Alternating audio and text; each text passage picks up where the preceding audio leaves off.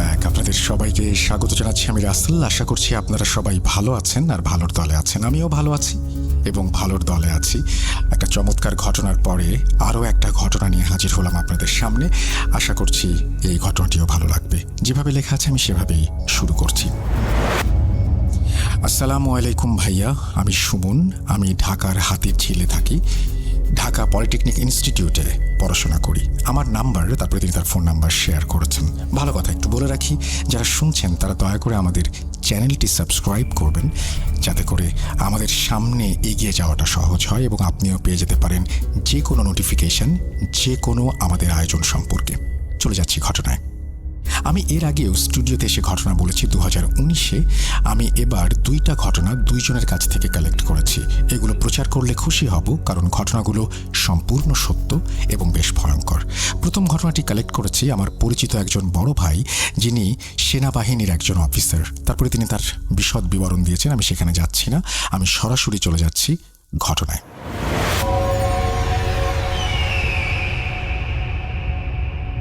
রাঙামাটির প্রত্যন্ত এক গ্রামে ঘটছে এই ঘটনা। ঘটনার দিন 2018 সালের মাঝামাঝি বিকেলের দিকে তাদের কাছে একটি তথ্য আসে যে বেশ কিছু ডাকাত একটি গ্রামে অবস্থান করছে। তখন তারা 6 জনের একটি টিম গঠন করে এবং সেই গ্রামের উদ্দেশ্যে রওনা দেয়। নদী পার হয়ে তারা গ্রামে প্রবেশ করে। গ্রামের লোক সংখ্যা খুবই অল্প, 20 থেকে 25 জন মানুষ সর্বসাকুল্যে। তারা পরিস্থিতি নিয়ন্ত্রণে আনে এবং গ্রামের মানুষকে ভয় না পেতে আশ্বস্ত করে। তারপর গ্রামের অবস্থা তাদের ঊর্ধ্বতন কর্মকর্তাকে অবহিত করে। তারা নদীর পাড়ের দিকে রওনা হয়। নদী থেকে গ্রামটা একটু ভেতরেই, 10 মিনিটের রাস্তা। তারা উঁচু নিচু পথ দিয়ে নামছে। এমন সময় আশিক ভাই দেখতে পায় মাজার টাইপের কিছু একটা গাছের পেছনে। সেখানে একটি মোমবাতি জ্বলছে তখনও। আশিক ভাই ছিলেন খুবই ধার্মিক মানুষ এবং তিনি ছিলেন মাজারপন্থী মানুষ। মাজারকে তিনি সর্বোচ্চ মর্যাদা দিতেন আর বিভিন্ন ওরসে যেতেন। পাহাড়ের এই দিকে মাজার থাকা তার কাছে কিছুটা আশ্চর্য লাগলেও ধর্মীয় অনুভূতি তাকে সেটা মনে করায়নি। তারপর তিনি তার সহকর্মীদের ডেকে বললেন, তোমরা এগিয়ে যাও, আমি 5 মিনিটের মধ্যেই আসছি। তিনি মাজারটার দিকে মোনাজাতের উদ্দেশ্যে হাঁটলেন। ঘন জঙ্গলে থাকার পরও মাজারটা ছিল যথেষ্ট পরিষ্কার। তিনি দোয়া দরুদ পাঠ করে মোনাজাত ধরলেন। মোনাজাত শেষ করে তিনি রাস্তার দিকে ঘুরতে যাওয়ার সময় লক্ষ্য করলেন দাড়ি টুপি পরিহিত কোনো একজন মানুষ একটু দূরে অবাক হয়ে তার দিকে তাকিয়ে আছে। তিনি সেদিকে তাকিয়ে জোরে করে সালাম দিয়ে উঠলেন, কিন্তু কোনো উত্তর আসলো না। তিনি এগিয়ে যাওয়ার সময় লক্ষ্য করলেন লোকটি ঘুরে চলে যাচ্ছে। আশিক ভাই ভাবলেন, কেন লোকটি চলে গেল কেন? আবার তার মনে পড়ল নৌকাতে তার সহকর্মীরা অপেক্ষা করছে, তাই তিনি নৌকার উদ্দেশ্যে রওনা দিলেন। বেশ কিছুদিন কেটে গেল।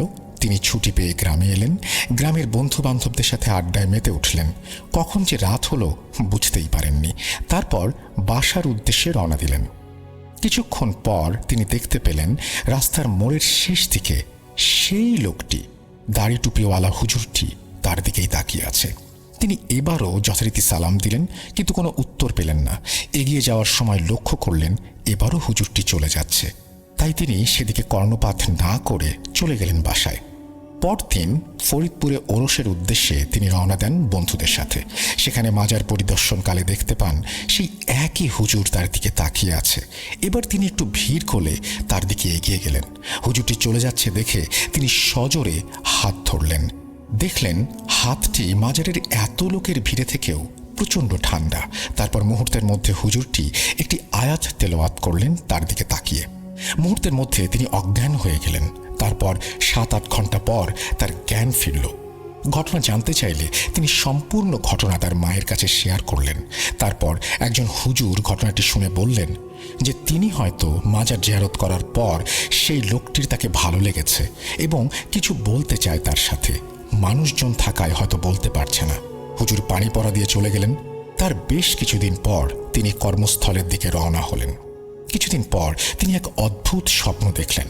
স্বপ্ন এমন ছিল যে তিনি সেই মাজারের মধ্যে শুয়ে আছেন, হাত পা কিছু নাড়াতে পারছেন না।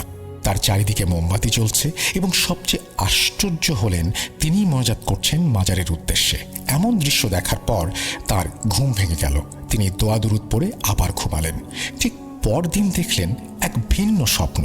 দেখলেন যে সেই লোকটি এবার তার সাথে সামনাসামনি বসে, এবার লোকটি তাকে আগে সালাম দিল, তারপর শুধুমাত্র একটি কথাই বলল, দয়া করে মাজারটিকে নষ্ট হতে দেবেন না, সংরক্ষণ করুন এটাকে। তারপর ঘুম ভেঙে গেল এবং তার সহকর্মীকে ডেকে রাতেই মসজিদের ইমামের উদ্দেশ্যে রওনা দিলেন। ইমাম সাহেব সব শুনে বললেন, আপনি যথাসম্ভব আবার যান সেই কবরস্থানের উদ্দেশ্যে এবং যদি পারেন সেটাকে সংরক্ষণ করুন। তার পরদিন তিনি তার সহকর্মী বন্ধু ও আরেকজন স্থানীয় লোক নিয়ে আবারও সেই গ্রামের উদ্দেশ্যে রওনা হলেন। সেই জায়গায় যাওয়ার পর তিনি আশ্চর্য হলেন যে এই গাছটার আড়ালে তিনি মাজারের উদ্দেশ্যে মোনাজাত করলেন, সেখানে সেটার কোনো অস্তিত্ব নেই। তিনি এবার নিজেকে বিশ্বাস করতে পারলেন না। তারপর আশেপাশে সব জায়গায় খোঁজ করতে লাগলেন, কোথাও কোনো কবরস্থানের চিহ্ন পেলেন না। তারপর ক্যাম্পে ফিরে গেলেন। বেশ কিছুদিন কাটার পর এবার লাগাতার একই স্বপ্ন দেখতে শুরু করলেন। সেই হুজুরটি স্বপ্নে এসে বারবার তাকে অনুরোধ করছে মাজারটিকে সংরক্ষণ করার জন্য। তিনি ভেবে পেলেন না, যেখানে কোনো কবরস্থানের অস্তিত্ব নেই সেখানে তিনি কিভাবে সেটাকে সংরক্ষণ করবেন। এবার তিনি চিন্তা করলেন, যেখানে মোনাজাত করেছেন সেখানেই আবার যাবেন রাতে এবং দেখবেন সেই কবরস্থানটি সেখানে আছে কিনা। রাতে একা বের হওয়ার নিয়ম নেই ক্যাম্প থেকে, তাই পরদিন বিকেলে সেই গ্রামে গেলেন। তারপর রাত পর্যন্ত অপেক্ষা করে আবারও সেই কবরস্থানের উদ্দেশ্যে হাঁটলেন। এবার তিনি আশ্চর্যভাবে লক্ষ্য করলেন যে কবরস্থানটি সেই আগের জায়গাতেই আছে এবং মোমবাতি জ্বলছে। এবার তিনি ভালোভাবে জায়গাটিকে চিনে রাখলেন এবং খাতায় নোট করে রাখলেন। তারপর একজন মিস্ত্রিকে ডেকে ছোট করে একটা দেয়াল তুলে দিলেন সেই জায়গাটার চারিদিক ঘিরে, পরিষ্কার করে দিলেন আশেপাশের স্থানগুলোকে। তারপর ক্যাম্পে ফিরে আসলেন। এবার তার নিজের কাছে নিজেকে কেমন হালকা মনে হলো, খুব ভালো লাগছে তার। রাতের নামাজ শেষে দেখতে পারলেন সেই হুজুরটি মসজিদের এক কোনায় বসে আছে এবং তার দিকে তাকিয়ে হাসছে এবং তিনি তারপর একটা সালাম দিয়ে চলে গেলেন।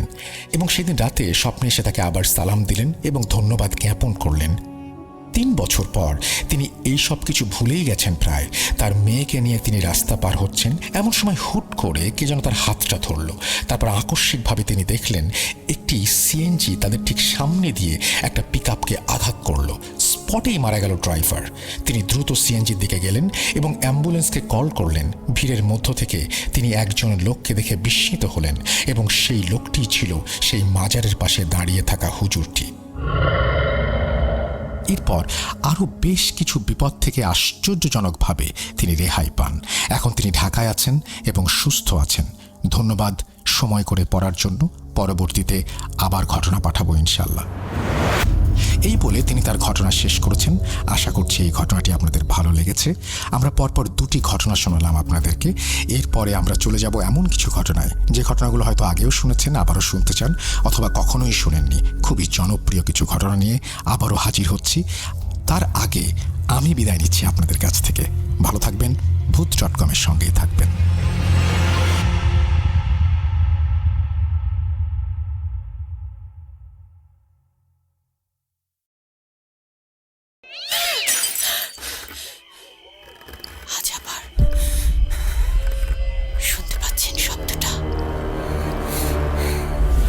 ভয়ের আরেক নাম ভূত.com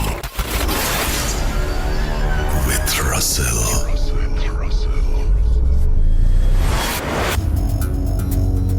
যেভাবে লেখা আছে আমি সেভাবেই শুরু করছি। আসসালামু আলাইকুম রাসেল ভাই, আশা করি আল্লাহর রহমতে ভালোই আছেন। আমি নিলয়, সিরাজগঞ্জ থেকে। আমি একটা বেসরকারি হাসপাতালে কর্মরত আছি। কিছু গোপনীয়তার কারণে আমি ঘটনার স্থান উল্লেখ করতে পারছি না বলে দুঃখিত। আরেকটা কথা, বিশ্বাস করা বা না করাটা একান্তই আপনার নিজস্ব ব্যাপার। ঘটনার সময়কাল আমাদের মুক্তিযুদ্ধের আগে। ঘটনাটা ঘটে আমার দাদার সাথে। তখনকার সময় গ্রাম অঞ্চলে এত বিদ্যুৎ, ল্যাম্পপোস্ট, টর্চ, মোবাইল ছিল না। এখানে ছোট বাচ্চারাও ঘুমায় রাত 12টার দিকে, কিন্তু সে সময় সন্ধ্যা রাতেও রাস্তায় একটা মানুষ দেখা যেত না। রাত 8টা মানেই নিরিবিলি, চুপচাপ এক পরিবেশ। ঘটনার শুরু হয় আমার দাদার সাথেই। আমার দাদার একজন গরুর ব্যাপারী ছিলেন। আমাদের বাড়িতে মুদির দোকান ছিল। অনেকেই জানেন হয়তো ইসলামিক মাহফিল অনেক বড় সড়ো পরিসরে আয়োজিত হয়। আগের সময়ও তেমন ছিল। আমার দাদা তার দোকানের কিছু মালামাল সহ সেই ইসলামিক মাহফিলে ছোট্ট একটা স্টল দেন। যেখানে ইসলামিক মাহফিল হচ্ছে সেটা আমাদের বাসা থেকে 2 গ্রাম পরের একটা মাদ্রাসা। বেচা কেনা শেষ করতে করতে রাত প্রায় 9টা বেজে যায়। তখন আমার দাদা চিন্তা করেন, অনেক রাত হয়ে গেল, এখন বাড়িতে ফিরতে হবে। আরেকটা জিনিস বলে রাখি, এই ঘটনা ঘটে আমার দাদুর বিয়ের কয়েক মাস আগে। যাই হোক, উনি তার দোকানের সব মালামাল গুছিয়ে একটা টেবিল উল্টা করে সেখানে সব জিনিস রেখে মাথায় নিয়ে হাঁটা শুরু করেন।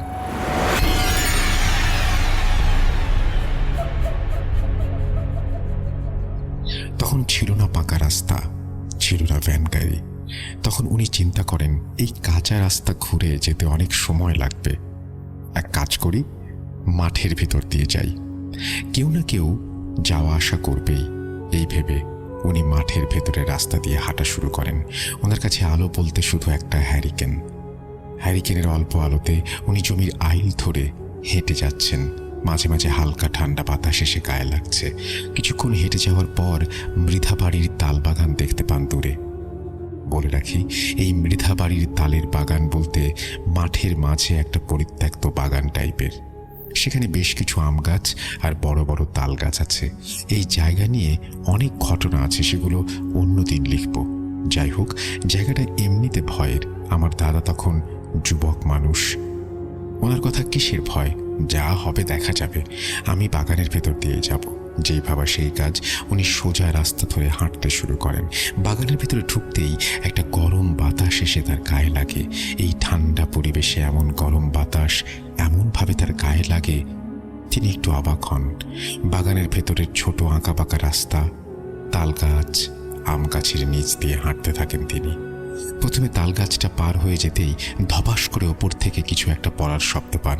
উনি ভাবেন অনেক সময় সাপ তাল গাছ থেকে নিচে পড়ে, না হলে বাদুড় হবে হয়তো।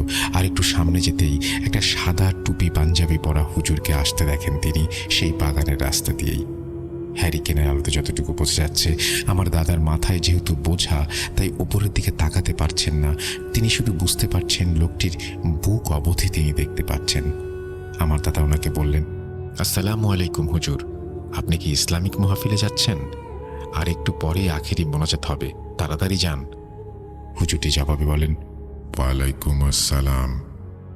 আমি কোথাও যাচ্ছি না, কিন্তু আপনি আপনার ভালো চাইলে দ্রুত এই জায়গা ত্যাগ করুন।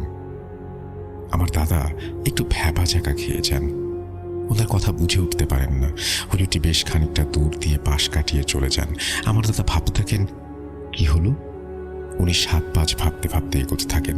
হঠাৎ একটা বাতাস ওনার হ্যারিকেনের আলো কিভাবে যেন নিভিয়ে দেয়। উনি অন্ধকারে এগোতে থাকেন। হঠাৎ তার পায়ের কাছে কিছু একটা ধাক্কা লাগে। উনি কিছু না বুঝে পা হ্যাঁচকা টান দিয়ে জিনিসটাকে দূরে সরিয়ে দেন।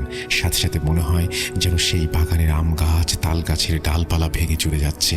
প্রচণ্ড ঝড় হচ্ছে, বাতাসের শ শ শব্দে চারিদিকে উন্মাতাল অবস্থা। কিন্তু আমার দাদার গায়ে একটু বাতাস লাগছে না। উনি দ্রুত পা চালাতে লাগলেন। বাগানের শেষের দিকে এগোতেই একটা গোল লাল আলো তার মাথার ওপর দিক দিয়ে উড়ে সেই রাস্তার শেষ বরাবর মাটিতে নামলো। আমার দাদা থেমে গেলেন, কি করবেন কিছু বুঝতে পারছিলেন না। এতক্ষণে তার ভয় লাগা শুরু হয়েছে। তোড় জোর করে তিনি দোয়া পড়তে শুরু করেন। চোখ বুঝে উনি দোয়া পড়ছিলেন, হঠাৎ তিনি পিঠে একটা হাতের স্পর্শ টের পেলেন। কিছু বুঝে ওঠার আগে সজোরে একটা থাপ্পড় খেলেন। এবার ছিটকে পড়লেন বাগানের জমিতে। তার পায়ে প্রচণ্ড ব্যথা। তাকিয়ে দেখেন সেই আলোটা বাগান থেকে হাওয়ায় ভেসে ভেসে তার দিকে আসছে। আমার দাদা সব ফেলে এক দৌড় দিলেন সামনের দিকে। সেই আলো কিছুক্ষণ তার মাথার ওপর দিয়ে যাওয়া আসা করলো। উনি কিচ্ছু না ভেবে মাঠ পার হয়ে একটা বাড়িতে গিয়ে জোরে চিৎকার করে অজ্ঞান হয়ে গেলেন। আমার দাদাকে ওই বাড়ির লোকেরা চিনতে পেরে পানির ছিটা দেন। জ্ঞান ফেরানোর পরে আমার দাদা শুধু একটু বলেন, ওই লাল আলো। ওনারা বুঝতে পারেন আমার দাদা ভয় পেয়েছেন। সেই রাতেই আমাদের বাড়িতে পৌঁছে দেন। তখন অনেক রাত হয়, কিছু জিজ্ঞেস করে না কেউ দাদাকে। পরের দিন সকালে আমার দাদা শুধু এইটুকু বলেন যে, মৃধা বাড়ির বাগানে বড় লাল আলো, এরপর ওনার প্রচণ্ড জ্বর আসে। উনি আবোল তাবোল বকতে থাকেন, মেরে ফেলো, আমার লাগবে না, তুমিই নাও, আমাকে যেতে দাও, আমি আসবো না, তুমি কি চাও। এমন নানা রকম কথা বলতে থাকেন। সারাদিন ওনার জ্বর থাকে, সারা রাত জ্বর থাকে। পরের দিন এক কবিরাজ ডাকা হয়। কবিরাজ এসে বলেন উনি ভয় পেয়েছেন, তাই এত জ্বর। পানি পড়া দিয়ে যান আর গুড় পড়া দিয়ে যান। বিশেষ দ্রষ্টব্য, গ্রামে পানি পড়া আর গুড় পড়া দিয়ে ভয় ছাড়ানো হয়। এটা এক্সপিরিয়েন্স আমি নিজেও করেছি। যাই হোক, 2-3 দিন পর একদম সুস্থ হয়ে যায়, শুধু পা মাঝখানো ব্যথাটা থেকে যায়। উনি ঠিক হওয়ার পর সবাইকে পুরো ঘটনা খুলে বলেন। আমার দাদার বাবা বলেন উনি পরের দিন সকালে সেই বাগানের ওখানে গিয়েছিলেন মালামালগুলো আনতে। গিয়ে দেখেন সব কিছু একদম সাজানো গোছানো অবস্থাতেই আছে। আমার দাদা ওনাকে বলেন ধাক্কা লেগে তিনি মাটিতে ফেলে দিয়েছিলেন সব কিছু, কোনোভাবেই গুছিয়ে থাকার কথা না। যাই হোক, উনি সুস্থ আছেন সেটা ভেবেই সবাই কথা ভুলে যায়। না, এখানেই শেষ নয়, ঘটনার শুরু এখানে। বলতে গেলে সবকিছুর শিরোনাম এখান থেকে। আমার দাদা প্রায় সবকিছুই ভুলে গিয়েছিল। এভাবে কেটে গেছে 3-4 মাস। আমার দাদা নতুন বিয়ে করে আমার দাদিকে ঘরে নিয়ে আসেন। এখনকার সময় নতুন বউকে দিয়ে কোনো কাজই করতে দেয়া হয় না, কিন্তু সেই সময় এমন ছিল না মোটেও। আমার দাদার বিয়ের 4 দিনের দিন সন্ধ্যায় একটু পরে প্রচণ্ড রকমের মেঘ করায় আমার দাদির শাশুড়ি আমার দাদিকে বলেন নদীর পাড়ে থেকে রান্নার শুকনা লাকড়ি তুলে নিয়ে আসতে। আমার দাদি তার শাশুড়ির কথা মতো নদীর নিচে সেই পাড় থেকে লাকড়ি নিয়ে আসতে যান। প্রথম এক ঝাঁক লাকড়ি রেখে আবার যখন আনতে যান, উনি দেখেন ওনার মাথার ওপর দিয়ে লাল বড় একটা আগুনের গোলার মতো কিছু নদীর এপার থেকে ওই পারে শিমুল গাছে গিয়ে পড়ল। উনি একটু ভয় পেলেও লাকড়ি নিতে গেলেন। দ্বিতীয়বার এনে তৃতীয়বার যখন আবার গেলেন, উনি ঝাঁকায় লাকড়ি তুলছেন, এমন সময় সেই আলো সোজা এসে তার 10 হাত দূরে থামে। আমার দাদি ভয় পেয়ে সব ফেলে দৌড়ে চলে যায়। আমার দাদা বাড়ি এসে এই ঘটনা শুনে রাগারাগি করেন, কেন নতুন বউকে সন্ধ্যার পরে বাইরে যেতে দেয়া হয়েছে। এরপর আমার দাদা তার গরুর ব্যবসায় লস খান। 2টা গরু কোনো কারণ ছাড়াই মারা যায়। বলতে গেলে একরকম আমার দাদা আর্থিকভাবে ভেঙে পড়েন। সেদিন রাতে আমার দাদা ঘুমের মধ্যে স্বপ্ন দেখল কেউ একজন মানুষের মতো, তার চারপাশে অনেক আলো, তার মুখটা ঠিক বোঝা যাচ্ছে না। তিনি আমার দাদাকে বলছেন, তোর বাসার নদীর পাশের তেঁতুল গাছটার নিচে অনেক সোনাদানা আছে। তুই যদি এগুলো পেতে চাস তাহলে অমাবস্যার রাতে তোকে এক কাপড়ে এসে তুলে নিতে হবে। এরপরে তোকে একটা ছাগল এখানে দিয়ে যেতে হবে। সেই স্বপ্নের মাঝে আরেকজন এসে সেই আলোকে দূরে সরিয়ে আমার দাদাকে বারণ করছে, ভুলেও এই কাজ করতে যাবেন না, তাহলে জীবন হারাতে হবে। এটা একটা মায়াজাল, এই ফাঁদে পা দেবেন না। এরপর আমার দাদাকে কে যেন ধাক্কা দেয়। উনি অন্ধকারের মধ্যে পড়ে যান। সাথে সাথে চিৎকার দিয়ে ওনার ঘুম ভাঙে। উনি আমার দাদিকে কিছু বলে না। এই পুরো ঘটনাটাই উনি গোপন রাখেন। পরের দিন একই স্বপ্ন উনি আবার দেখেন। এভাবে প্রায় রাতে এই স্বপ্ন দেখতে থাকেন। এক প্রকার বলতে গেলে হিপনোটাইজ হয়ে যান তিনি। দেখতে দেখতে অমাবস্যার রাত চলে আসে। সবাই ঘুমানোর পর আমার দাদা হাতে একটা গামছা লাঠি নিয়ে নদীর পাড়ে তেঁতুল গাছের নিচে যান। কিছুক্ষণ দাঁড়িয়ে থাকার পর উনি কিছুই দেখতে পায় না। যখন উনি ঘুরে বাসার দিকে আসবেন, তখন কাঁচা টাকা থলেতে রেখে ঝাঁকুনি দিলে যেমন শব্দ হয় তেমন শব্দ শুনতে পান। পেছনে ফিরে দেখেন একটা টাকার থলে, কিন্তু সেটা হাওয়ায় ভেসে আছে, আর সেখান থেকেই কাঁচা টাকার শব্দ আসছে। আমার দাদা লাঠি দিয়ে সেই থলেতে একটা বাড়ি দেন। কালো ধোঁয়া সেই থলে থেকে বের হয়ে চারিদিকে ভরে যায়। একটা মোটা কণ্ঠে বলতে থাকে, মূর্খ, আমাকে আঘাত করলি। তোকে আমি ধনী বানাতে চেয়েছিলাম আর তুই আমাকে আঘাত করলি। এর ফল তুই পাবি। আমার দাদা পেছন ফিরে দৌড় দিতেই তার পায়ে কিছু একটা আটকে যায়। তিনি নড়তে পারেন না। আমার দাদা চিৎকার করতে গিয়েও গলা দিয়ে কোনো আওয়াজ বের হয় না। আমার দাদা চোখ বন্ধ করে দোয়া পড়তে থাকেন। কিছুক্ষণ পর আমার দাদির ডাক শুনতে পান। আমার দাদি নদীর দিকেই আসছেন ডাকতে ডাকতে। আমার দাদা লক্ষ্য করেন তার পা ছিঁড়ে গেছে। তিনি হাঁটতে পারছেন, আবার কথাও বলতে পারছেন। আমার দাদিকে সাথে নিয়ে তিনি ঘরে যান। তারপর সব খুলে বলেন। আমার দাদি তখন বলেন উনি ঘুমিয়েছিলেন, কিন্তু চৌকিটাকে যেন জোরে জোরে নাড়াচ্ছিল। মনে হচ্ছিল জোরে ভূমিকম্প হচ্ছে। আমার দাদির ঘুম ভেঙে যায় আর উঠে দেখে আমার দাদা বিছানায় নেই। সেই জন্যই তিনি খুঁজতে বের হয়েছিলেন। সেদিন রাতে আমার দাদার আবার সেই আগের মতো জ্বর ওঠে। এবারের ঘটনা সবাইকে বলার পর ভালো একটা হুজুর নিয়ে আসা হয়। উনি বেশ কিছুক্ষণ জিনকে হাজির করার চেষ্টা করলো, কিন্তু কিছুতেই বশে আনতে পারল না। তারপর হুজুর মিনিট 10 মতো বুঝে বুঝে একটা তেলাওয়াত করে চোখ বুজে থাকলেন। তারপর উনি চোখ বুজে বলতে শুরু করলেন, এই জিনটা অনেক তেরা স্বভাবের, আমি কোনোভাবেই তাকে কাবু করে বশে আনতে পারছি না। কিন্তু কি হয়েছে আমি সবটাই খোঁজ নিয়েছি। আপনার ছেলের কপাল অনেক ভালো যে একটা ভালো জিন তাকে সাহায্য করছে, নইলে সেই বৃথার বাগানেই আপনার ছেলে লাশ হয়ে ফিরত।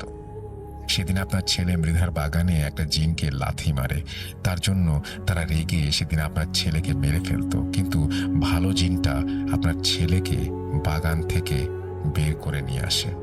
কিন্তু সেই জিনগুলো যখন দেখে আপনার ছেলের আর্থিক অবস্থা খারাপ হয়ে গেছে, তখন আবার স্বপ্নে টাকার লোভ দেখায়। কিন্তু সেখানেও ভালো জিন আপনার ছেলেকে বাঁচাতে আসে। আপনার ছেলে তাদের ফাঁদে পা দিয়ে অমাবস্যার রাতে তেঁতুল গাছতলায় যায়, তাকে টাকার থলেও দেখানো হয়। যদি সে সেই থলে হাত দিয়ে ধরতো, সাথে সাথে জিনেরা তাকে মেরে ফেলতো। কিন্তু লাঠি মারায় তাদের প্ল্যান ভেস্তে যায়। তখন আপনার ছেলেকে আটকে রাখে সেই ভালো জিনটা, আর আপনার বৌমাকে জাগিয়ে দেয়। আপনার বৌমা যদি সেদিকে না যেত, তাহলে আপনার থেকে হাত পা অথবা চোখ সেই জিন নষ্ট করে দিত। এখন এই জিনকে এখান থেকে সরানোর উপায় আমার জানা নেই, তবে তাকে ভেট দিলে সে ঠান্ডা হয়ে যাবে। আমার দাদার বাবা জিজ্ঞেস করেন, ভেট দিতে হবে? হুজুর বলেন, একটা খাসি আর একটা ধাড়ি ছাগল আর 1 মণ চাউল এই তেঁতুল গাছের নিচে জবাই করে দিয়ে এখানেই রান্না করে 1 পাতিল এখানে রেখে বাকিগুলো গ্রামের মানুষের মাঝে বিতরণ করতে হবে। কিন্তু একটা নির্দিষ্ট দিনেই সেটা করতে হবে। আবার অমাবস্যার রাত পর্যন্ত অপেক্ষা করতে হবে। ততদিনে আমি তাবিজ দিচ্ছি আপনার ছেলে আর আপনার ছেলের বউকে। এই তাবিজ কখনোই খোলা যাবে না। এই বলে হুজুর তাবিজ দিয়ে যান। পরের অমাবস্যার দিন বিকেলবেলা হুজুরের কথা মতো হুজুরকে সেখানে উপস্থিত রেখে সব কাজ শেষ করা হয়। এরপর থেকে এমন ঘটনা দাদার সাথে আর ঘটেনি। কিন্তু ঘটনা এখানেই শেষ নয়। আমার বাড়ি নদীর তীরে হওয়ায় সেই তেঁতুল গাছকে নিয়ে এরপরেও অনেক ঘটনা ঘটেছে আমাদের সাথে, আবার যারা নদীতে মাছ ধরতে গেছে তাদের সাথে। সেগুলো অন্য কোনো দিন লিখব। সবাইকে অসংখ্য ধন্যবাদ। আসসালামু আলাইকুম। এই বলে তিনি তার ঘটনা শেষ করেছেন। আশা করছি তার এই ঘটনা আপনাদের ভালো লেগেছে। যদি ভালো লাগে তাহলে অবশ্যই আমাদের জানাবেন, যদি ভালো না লাগে তাও আমাদের জানাবেন। আমরা আছি আপনাদের কাছ থেকে শোনার অপেক্ষায়। আমাদের ইমেইল অ্যাড্রেস হচ্ছে russell.bhoot.com@gmail.com। আপনার নাম, ঠিকানা এবং ফোন নাম্বার সহ আপনার জীবনে ঘটে যাওয়া বা আপনার জানা সেরা ঘটনা লিখে পাঠিয়ে দিন আমাদের কাছে। ঘটনার শুরুতে অবশ্যই উল্লেখ করুন যে ঘটনাটি আপনি স্টুডিওতে এসে শেয়ার করতে চান, নাকি আপনি চান আপনার ঘটনা আমরা পড়ে শোনাই। যারা দেশের বাইরে রয়েছেন তারা সরাসরি অডিও ক্লিপ পাঠাতে পারেন বা লিখেও পাঠাতে পারেন ঘটনা। আমরা জানি যে পৃথিবীতে বিভিন্ন জায়গায় বিভিন্ন ঘটনা ঘটেই চলেছে। আপনার সাথে যদি ঘটনা ঘটে নাও থাকে, আপনার চারপাশের মানুষের সাথেই ঘটছে ভয়ঙ্কর ঘটনা। যে কোনো প্রশ্নের জন্য আমাদের মডারেটরদের সাহায্য নিন। আমাদের ফেসবুক পেজ হচ্ছে www.facebook.com/russell.স্বাধীন। আমাদের ইউটিউব চ্যানেল যে ভূত.com ইউটিউব চ্যানেল রয়েছে, সেটি ভেরিফাইড। সেখানে আমাদের সাথে থাকুন, সংযুক্ত হন এবং আমাদের ইউটিউব চ্যানেলটি সাবস্ক্রাইব করুন। আশা করছি সামনের দিনগুলোতে আমরা একসাথে আরও এগিয়ে যাব। আমরা চলে যাচ্ছি আমাদের পরবর্তী ঘটনায়। আশা করছি সাথেই থাকবেন পুরোটা সময়।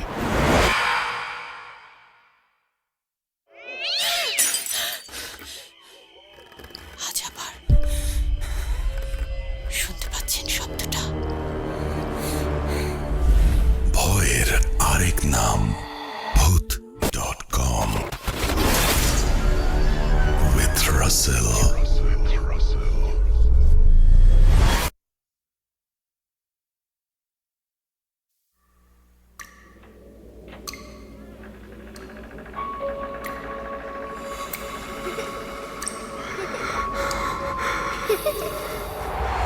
লুকোচুরি খেলবে?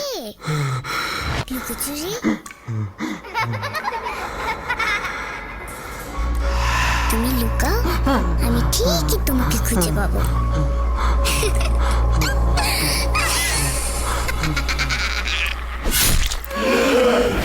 Voot.com with Russell.